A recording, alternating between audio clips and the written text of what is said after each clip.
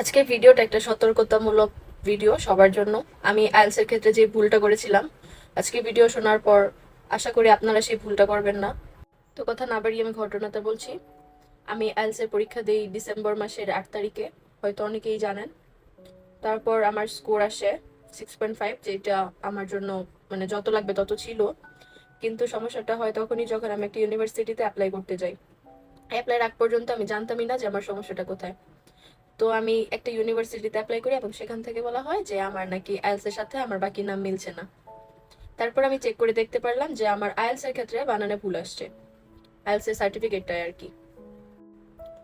তো যেদিন আমি আইএলটিএস এর রেজিস্ট্রেশন করতে যাই, সেদিন আমার নিজস্ব ফোনটা নেই নাই, আমার আম্মু আমার সাথে ছিল। সেই ক্ষেত্রে ওরা নাম টাম লিখে ওই জায়গায় দেয় এবং আমাকে চেক করতে বলে, কিন্তু আমি চেক করি নাই কারণ আমার কাছে ফোন ছিল না। কিন্তু আমি পাসপোর্ট দিয়েই রেজিস্ট্রেশন করানোর পরও ভুলটা হয়। আমি ওদেরকে আমার পাসপোর্ট দিই এবং পাসপোর্ট দেখেই ওরা সবকিছু লেখে। তারপরও ওরা আমার নাম ফারহানা ফরহাদ, ফরহাদের মধ্যে ওয়ের জায়গায় দিয়ে দেয়।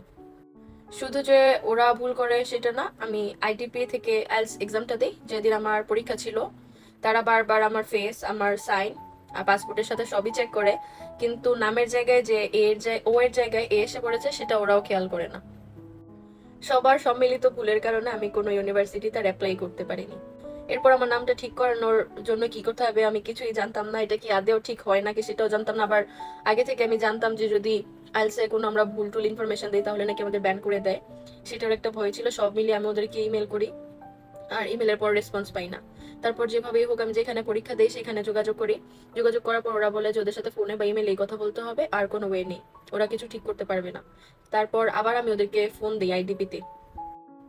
যাই হোক, ওদেরকে কল দেওয়ার পর তারা বলে যে এই বিষয়টা ওরা দেখবে। আমি ফোনে জিজ্ঞেস করি যে আপনারা কি ঠিক করে দিবেন?